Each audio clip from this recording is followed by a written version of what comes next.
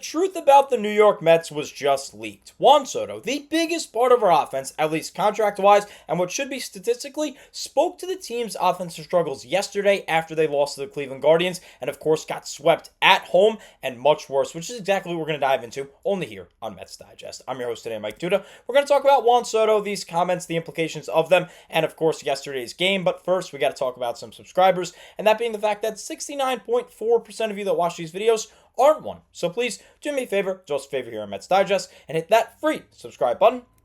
That way we can bring content to you about the amazing. So without further ado, let's go ahead and dive right into this game. Starting it off with what we saw yesterday. If you watched my video yesterday, the fact that the New York Mets had one hit yesterday against a guy named Gavin Williams, who I personally had no idea was even in Major League Baseball before yesterday. I had never heard of that guy, and the Mets were no hit by him for 8 1/3 innings. 43 consecutive outs without recording a base hit for the New York Mets. That is over 12 innings worth without a hit consecutively, dating back to the night prior. And Gavin Williams threw 8 1/3 no-hit innings. He ended up giving up one hit, and it was to Juan Soto, who is the focus of today's video. He hit a solo home run to break up the no-hitter, break up the shutout, and avoid pure embarrassment for the Mets. But they still got swept, and with that, the offense continues to struggle. So let's hear from the experts. Why are the Mets struggling offensively? Well, we're going to turn it to Ali and Muhammad of Newsweek, who says the New York Mets offense has struggled of late, and Juan Soto seemingly has no answers as to what is going wrong. The Mets ranked 19th in runs scored in July. Now, normally you look at that and say, it's not terrible. The Mets aren't an offensive team. But this team was built a lot differently than the New York Mets usually are. You look at the Mets overall as a franchise and you think Tom Seaver, Jerry Koosman, Doc Gooden, Jacob deGrom, Matt Harvey for a couple years in his prime. All of these big pitchers. We even had Tom Glavine. You think all of these pitchers, you think about the Mets as a pitching team. Well, in 2025, it was a little bit differently. You knew you had an ace in Kodai Senga. David Peterson has looked really, really solid. And you knew you had a good piece in Sean Manaea, who you hoped would be like last year. And so far, he's been pretty solid. But overall, this is an offensive team. This is a team with Juan Soto, one of, if not the best players in all of Major League Baseball, let alone hitters. Pete Alonso, a sheer power tank who is hitting for a solid average this year. Francisco Lindor, who is arguably one of the best shortstops in Major League Baseball. Brandon Nimmo, Jeff McNeil, who won a batting title. You go up and down this lineup, and it is full of talent. So the fact that they ranked 19th in a month in batting is not good. In runs scored, that is not good for this New York Met team. And Juan Soto, he slashed a 222, 344, 380 in his last 30 games. That's really, really bad. Juan Soto is a guy you can almost guarantee a 270 average plus, a 750 bare minimum, really 800 OPS plus, and he wasn't anywhere near it in his last 30 games. The Cleveland Guardians' Gavin Williams nearly no-hit the Mets until Soto's ninth-inning home run on Wednesday. That was yesterday. The Mets still lost, but Soto admitted his confusion while the team's woes after the game. And let's do a quick dive on Soto before we hear these comments. Now, as you can see, the last 30 days have been really, really rough for him. A 193 batting average, but it's really been since the All-Star break for Juan Soto. A 172 batting average since the break, 294 OBP. This is a guy that walks all the time. He doesn't even have a 300 on-base percentage since the break. 345 slugging. You're talking about a guy that hits 40-plus home runs a year, 35-plus homers, and a ton of doubles. Not even slugging to a 350 for a 639 OPS. And this guy has the largest contract in all of sports, and his OPS is sub 650.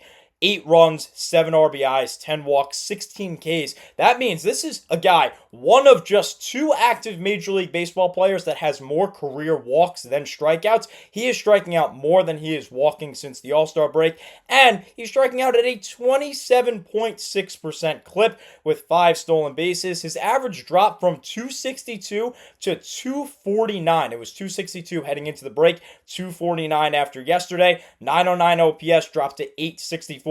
And their OPS is a little bit inflated because Soto hit a home run yesterday. If he didn't hit that home run yesterday, these numbers would be even worse. Now, Here's the problem. This Met team, like I was saying, they have so many really, really good players on the offensive side. You can have Juan Soto struggling for a bit of time, right? Yeah, but you can't have everyone struggling. You can't have the Fab Four struggling, and that is exactly what is happening. Francisco Lindor, Juan Soto, Pete Alonso, Brandon Nimmo are all in big slumps. Lindor, since the break, 195 average, 244 OBP, 325 slugging, just a 569 OPS since the break, 11 runs scored, 10 RBIs, 4 walks, 22 strikeouts. Lindor's strikeout to walk rate is 5.5. That's terrible. Just 2 stolen bases. His average before the All-Star break was a 256, down to 249. OPS dropped from 777 to 751. Pete Alonso, arguably the worst out of the Fab Four since the All-Star break, despite being relatively hot of late. A 179 average since the break. This was a guy that had the highest average on the team by far. He still has the highest average amongst qualified hitters. This was a guy at a time that was hitting near 300 this year. 225 OBP since the break, 373 slugging, 598 OPS, a below 600 OPS since the break.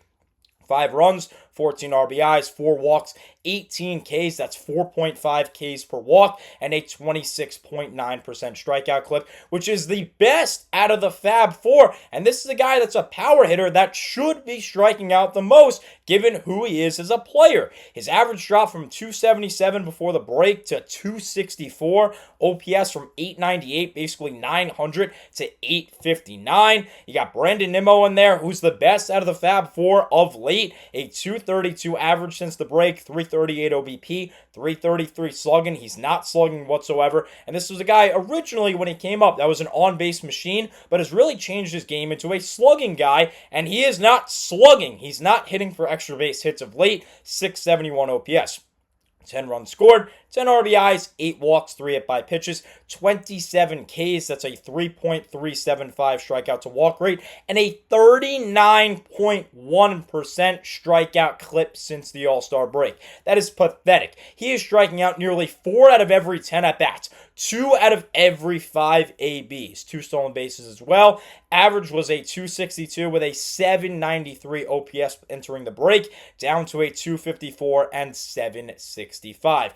Overall, the Fab Four has 53 hits since the All-Star break in 271 at-bats. That is a 196 batting average from the Fab Four. That is supposed to be the meat of this order of a team that is supposed to have a top 3 offense in all of Major League Baseball. Terrible, terrible, terrible. 276 OBP, 343 slugging, a 619 OPS, 41 ribbies, 26 walks, 4 hit-by pitches, 9 stolen bases, 83 Ks, which is not only a 3.19 strikeout to walk rate, helped a lot by Juan Soto drawing a lot of walks, but a 30.6% strikeout rate. 4 of the best hitters for the New York Mets, the 4 best hitters for the Mets, and 4 top hitters in the sport are striking out over 30% of the time since the All-Star break. You're obviously not going to win with those numbers. So let's turn it over to Juan Soto. What did he say? He said, I really don't know what's going on. We have the talent. The guys are capable of doing damage here. One day, it's going to turn around. Now let's go back to Muhammad, because he said one day may have to come sooner rather than later. The Mets are about to take on the Milwaukee Brewers, who have the best record in baseball. They were the first team to reach 70 wins and have been dominating nearly every opponent, especially of late. A series win in Milwaukee would go a long way for the Mets' confidence. It would go forever. I mean, that would turn around the season. I just made a video yesterday about how the Mets have hit rock bottom. If they go ahead and beat the best team in baseball in a series, yes, their confidence is going to skyrocket and the season is definitely back on track. Perhaps Soto's 9th inning home run will be a spark for the team. However, Soto knows it will not be easy as just waiting for things to click. Yes, he said it himself, it won't be easy. He said, nobody said it's going to be easy for us. It's a challenge. We've got to go out there and take it from them. Nobody is going to bring the trophy over here and give it to us. We've got to go out there and take it. Now, great words. I love that from Soto. But yes, you guys definitely need to wake up. Look at who you're facing the first game. Brandon Woodruff, 3-0, a 2.22 ERA since coming out of the break. 37 Ks, it says there on the pitching matchup. 4 walks. He's only walked 4 guys since he's come back from injury. That is incredible. Logan Henderson, a sub-2 ERA. You got to face him on Saturday. And that TBD is going to be Frankie Montas at some point. It's just the Mets are debating right now if they're going to have him start or if they're going to throw an opener in front of Montas. So you're going to have Frankie Montas pitch that game. So you really got to step up offensively. And then Manaea goes up against Quinn Presser, who has a 3 ERA, a little over a 3. All of these Brewers pitchers are great. It's going to be really hard to produce offense. But if the Mets can score a couple of runs and take a series win, every single thing, the entire narrative about the New York Mets completely flips around. And it's also vital for the playoffs.